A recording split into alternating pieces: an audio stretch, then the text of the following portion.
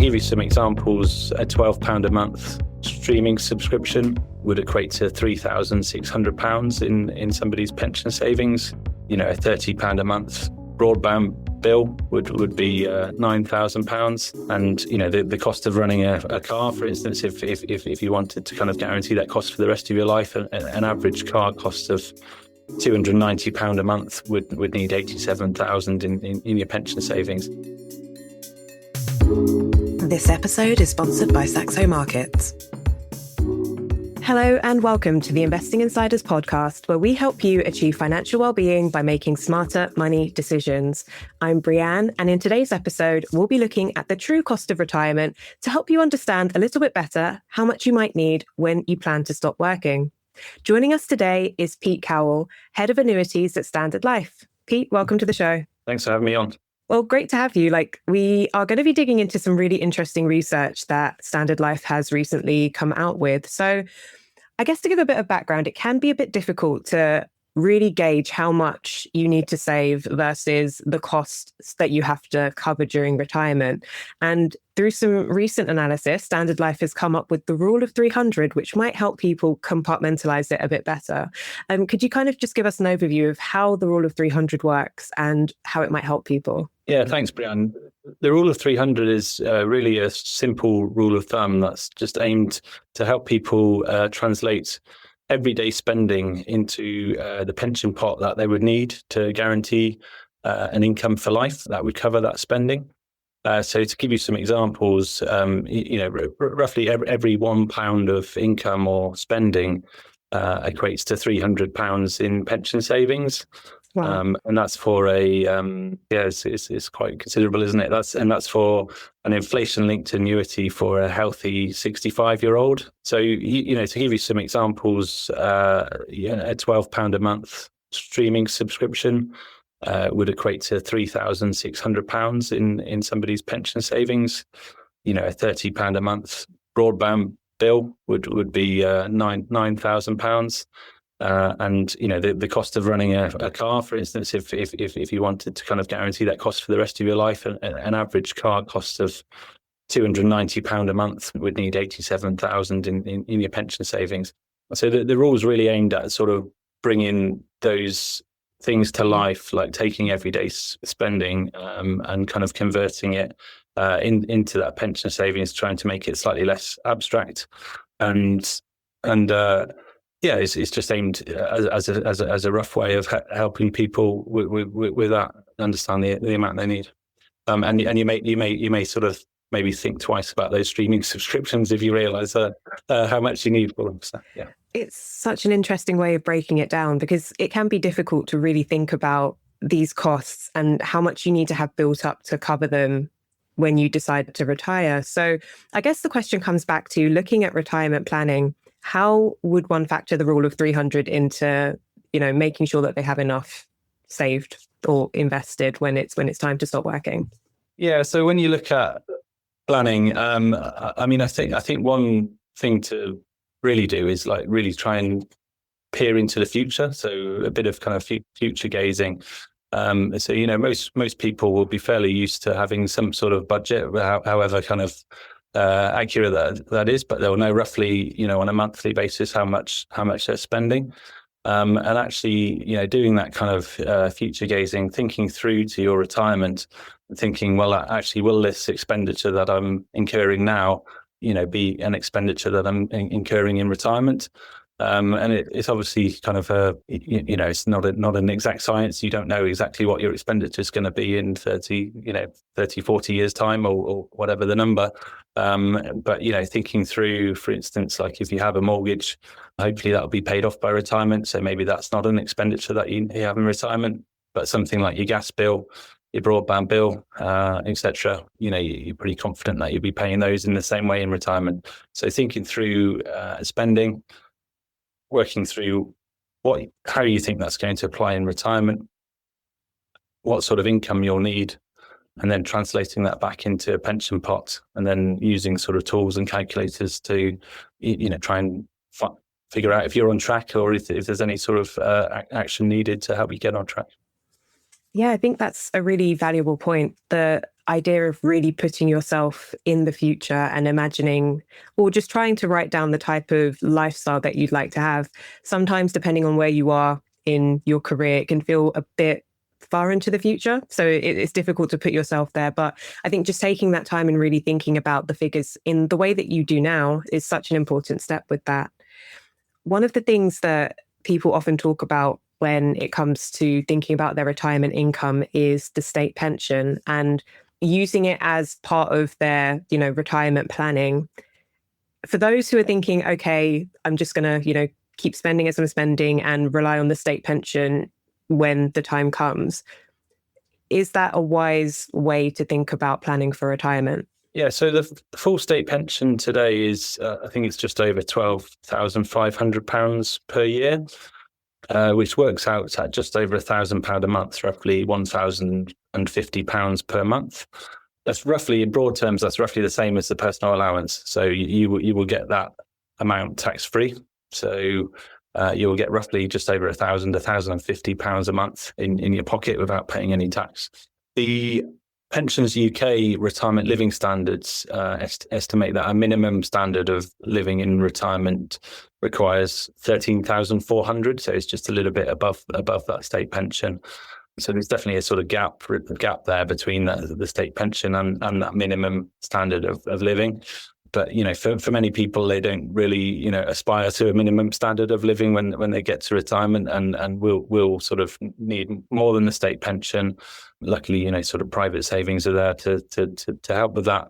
And really, the way this rule comes in is just helping people sort of bring to life what they might need on top of the state pension. So for example, if your kind of core expenses like your groceries, your bills, clothing, subscriptions, as we've talked about, if they're say 1,500 a month, and you feel like you need an extra 500 on top of the state pension at least on a monthly basis, then roughly that's 150,000 needed in your pension pot, as an example. The state pension is like a good foundation though, and it provides that kind of inflation linked foundation, which is really key for many people. Yeah, it's definitely a good core foundational part at the moment, and I guess from the sounds of it is better built into a wider sort of network of savings for your retirement. Yeah, definitely. Like I say, actually, what we're sort of talking about here is kind of getting a guaranteed income to cover those essentials. We call it the heating and eating. The bills, and the state pension will, for many people, cover a large proportion of that. And then trying to work out, well, what do you need? What do you need on top of that foundation? And then the planning exercise really is, are you on track? Do you need to save more to achieve that? Yeah, definitely. I guess one of the things that comes up in terms of rules around pensions, there's the 4% drawdown rule. Is there any similarity between that and the rule of 300? How do those two work together, if at all?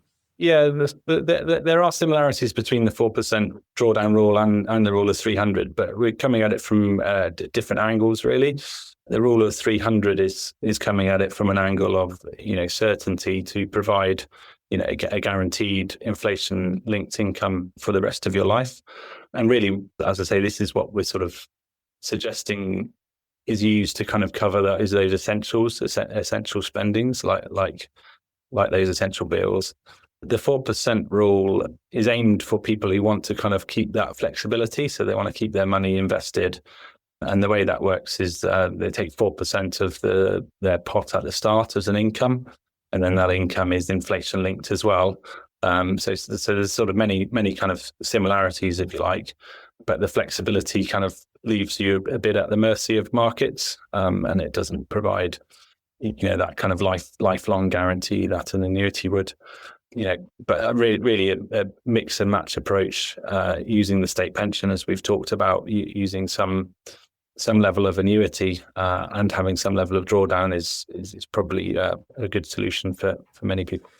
And just for anybody who is new to the world of annuities, are you able to just give us a brief overview of what an annuity is and how it can build into your pension planning?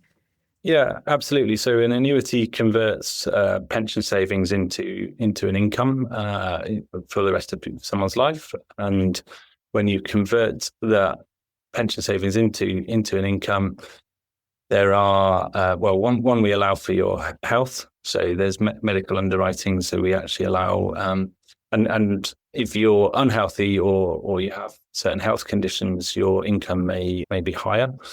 And then when if you choose an annuity, there are lots of sort of different options that you can select. So you can leave for a loved one, you can leave a spouse pension, for example. You can choose whether the annuity is level or whether it increases, whether it goes up with inflation. So there are a number of options, and really it's aimed at providing a reliable income for the rest of your life. There are other annuities as well. There's a sort of fixed term annuity which provides an income for a fixed term with some flexibility. So there's different options there, and this is the sort of decision that many people face when they get to retirement: is how much should I put into an annuity? Should I annuitize at all, or should I keep the money invested and, like I say, be sort of at the mercy of the markets and manage through drawdown the pension savings over the remainder of your life? There are, from the sounds of it, so many different options to consider when you're building your retirement pot, and then what to do with it at the point that you want to start thinking about, stopping working and enjoying your life as a retired person. With the rules being quite complex, how important is it, if at all, for people to kind of seek professional financial advice around this? Is it something that you can kind of sit down and plan for yourself? Or at what point do you kind of need to speak to somebody and say, this is what I'm looking for, these are the options I'm considering, what might work best for me? Yeah, so for many people, advice will be the right option for them. Like you say, there are lots of different options, lots of different things to consider. So for many people, actually speaking to a financial advisor will be absolutely the right thing for them to do. For somebody who wants to take a sort of do-it-yourself approach, there's plenty of sort of tools available. The pension providers often have tools on their websites. Well, listening to podcasts like this is sort of one of the tools available. And there are things like, there's websites like Money Helper and PensionWise, which is a sort of free guidance service. So there's sort of plenty of options around guidance. It doesn't necessarily have to be a full financial advice route that people go down.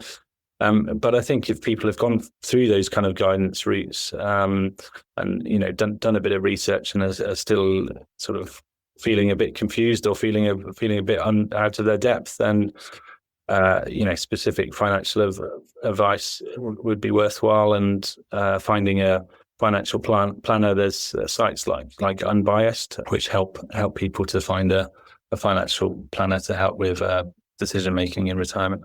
It sounds like there are so many different avenues to explore. I really like the idea of, obviously, there's the financial advice route, but also maybe looking through the resources your employer or pension provider offers, which can sometimes go under the radar. I don't think they're advertised as well as they could be. Yeah, that's right. Yeah, there's a lot just on the sort of pension providers' website. So without wanting to plug Standard Life too much, if you go on the Standard Life website, there's lots of tools around how do you accumulate your pension savings, whether you're on track, and actually things like pension statements. They might not be the most the top of everyone's reading list, if you like, but actually engaging with your pension statements, they will give you a forecast of the amount that you have and the income in retirement. And then actually the pensions dashboard, which obviously I think it's coming out sort of towards the end of the year or into next year. But one thing about the pensions dashboard is that will provide people with a single view of all of their pots.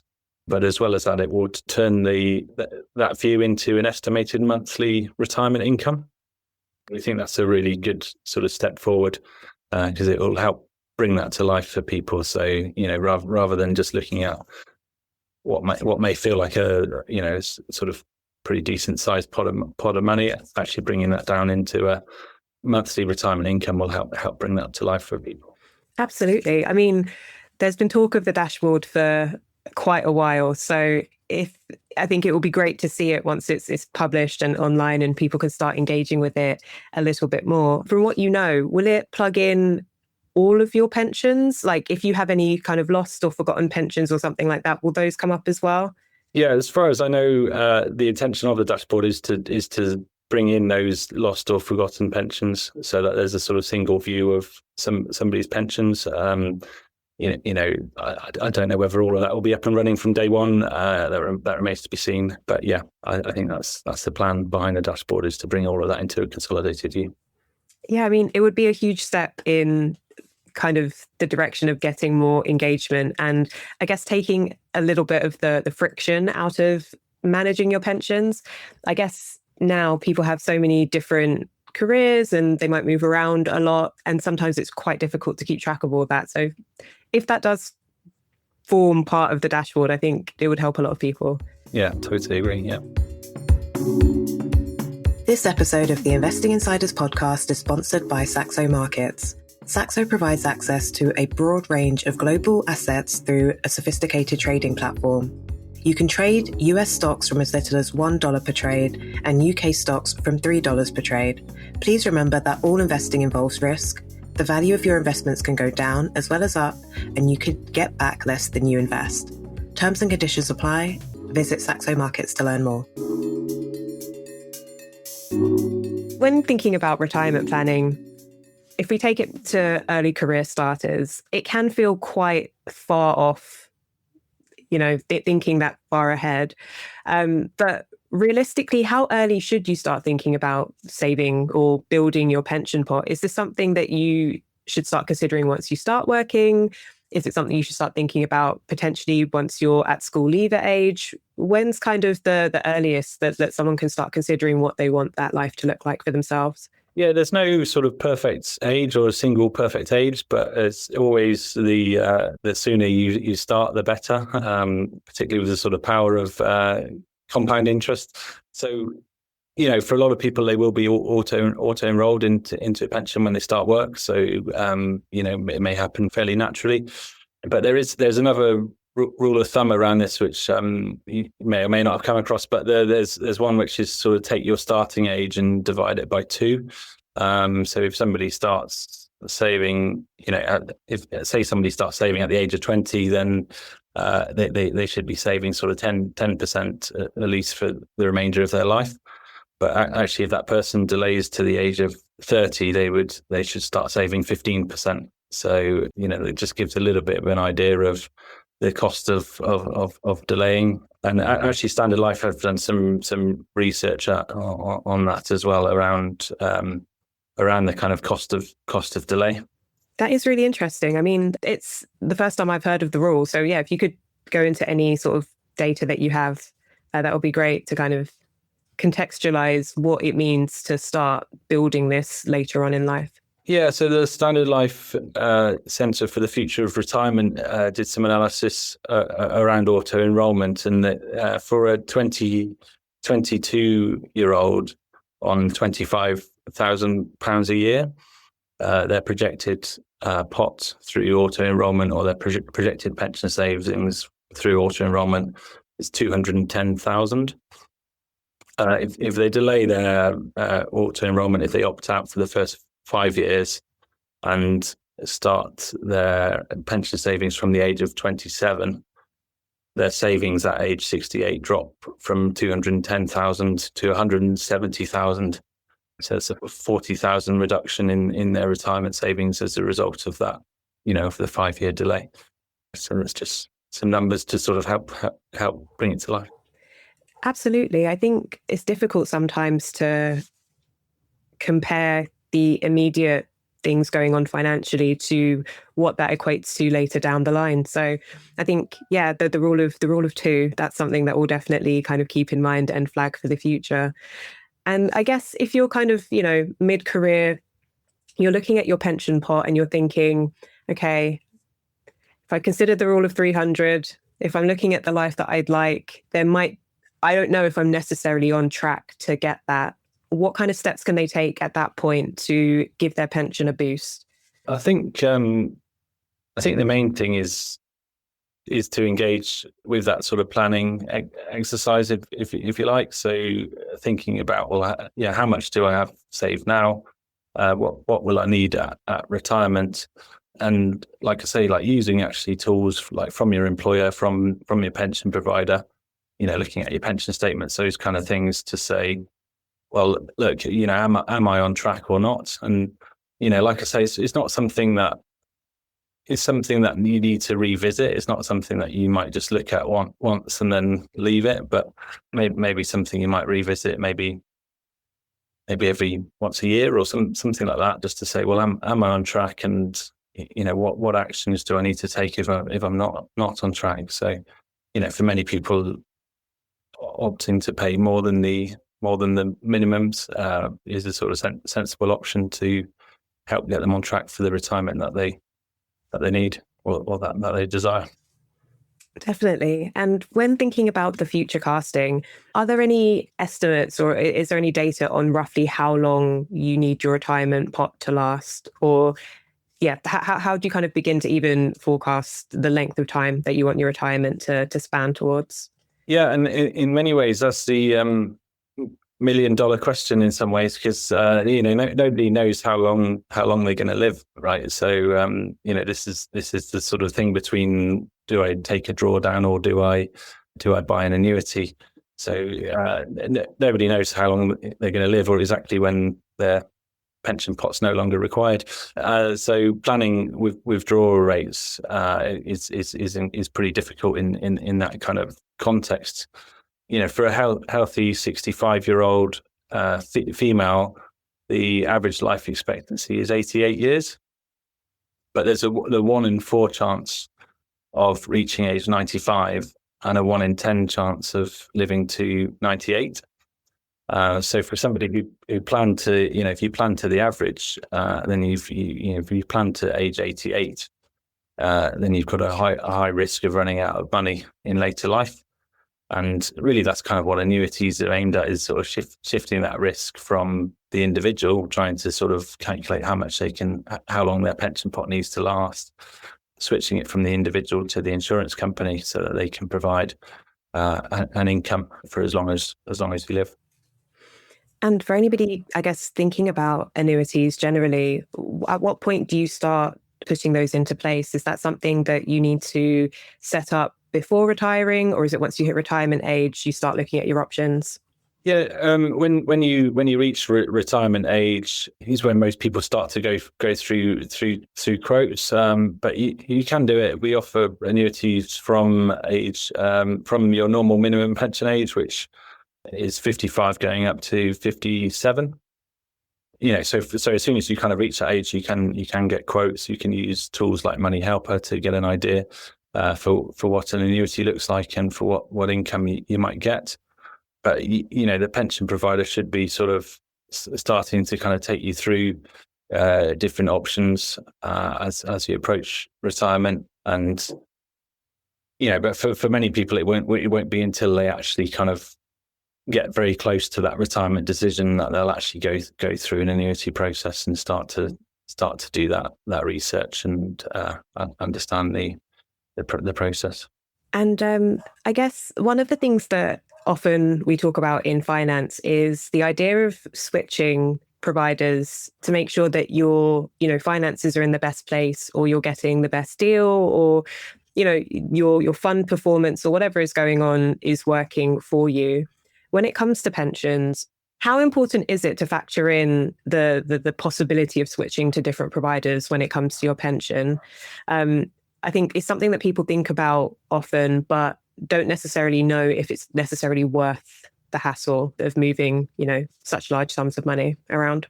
Yeah, I mean, certainly when at the point of retirement, if you're thinking about purchasing an annuity potentially with your current pension provider, all the pension providers in the market now actually do a full market comparison. So they will provide you with their own rates, but they'll actually search the whole market. So Standard Life would say if another provider can offer you more, and then they'll signpost you to Money Helper, so you can actually do the research and get more. So certainly, sort of when it comes to annuities, there is a lot of kind of shopping around at that retirement point, and people will switch. Only a sort of certain proportion will stay with their existing provider. But when it comes to sort of retirement savings and consolidation, switching is common as well. I think really a lot of that might come down to charges, might come down to sort of fund performance. So sort of thinking through, well, what does my pension provider offer? How much are they charging for me, and am I going to get a benefit from kind of consolidating into one provider? But bear in mind in the UK, because the employer contributions only go into the one fund, you can't sort of necessarily switch away from the employer that is paying into your pension today, if you like, but you can consolidate the past pots. Yeah. I think pension consolidation, it's becoming quite a hot topic, particularly with so many changes in the job market, people moving around a lot, retraining, that kind of thing. I think the current statistic, is it around 2,000 potentially per person in terms of lost pensions or something like that. So it's definitely worth looking into and potentially seeing if there's any benefit. And as you were saying, looking at things like the provider performance, fees, and other things like that to make sure that things are on the right track. For people who are, coming towards the end of coming towards their planned end of working stage, I know we've talked about employers reaching out, pension providers reaching out, and hopefully them being put on a pathway to deciding what to do and their options when they choose to retire. Is there anything else that you should start thinking about when you're thinking you're going to take retirement soon? Just like a quick kind of checklist, things to have in mind so that you're not caught out. Yeah, so I think a sort of checklist would be getting everything together in terms of what savings you currently have. So, like you say, like lost pots or forgotten pensions, doing the sort of tracing, making sure that you've got everything, so that you've got a full picture of your kind of current savings. Also thinking about things like, well, if somebody does have a defined benefit pension scheme or like a company pension scheme, if somebody has other sources of income, like maybe a sort of rental or other sources of income, bringing together all of that just to understand kind of what you have in retirement. And then I think sort of thinking about, well, then now I understand what I have today, what do I need to have in the future? Like I say, that kind of exercise of trying to understand, well, what do you need at retirement, projecting your current pot forward. And for some people they might be comfortable doing that, but for others they may want to sort of use tools that are available, or a financial planner to help project that forward to retirement. And maybe sort of as you're approaching retirement, starting to think through that decision as to whether you want to buy an annuity, whether you want to go into drawdown, or whether you want a kind of mix of both. And factoring in the state pension, making sure like you can do a state pension forecast on gov.co.uk, and making sure you sort of factored in that state pension into your plans. And with looking at the annuities option, is there a cutoff point for when you'd be able to apply for that? Are there any age limits or restrictions, or is it something that you can keep, if you don't initially opt into one, you can keep considering later down the retirement track? Yes, you can carry on considering an annuity even if you've gone into drawdown. You can buy an annuity later down the track.